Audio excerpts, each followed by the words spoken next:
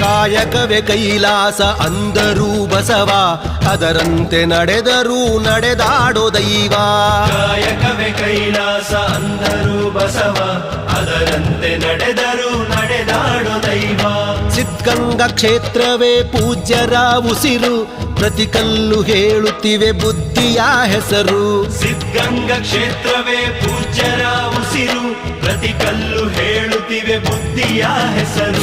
ಕಾಯಕವೇ ಕೈಲಾಸ ಅಂದರೂ ಬಸವ, ಅದರಂತೆ ನಡೆದರೂ ನಡೆದಾಡೋ ದೈವ.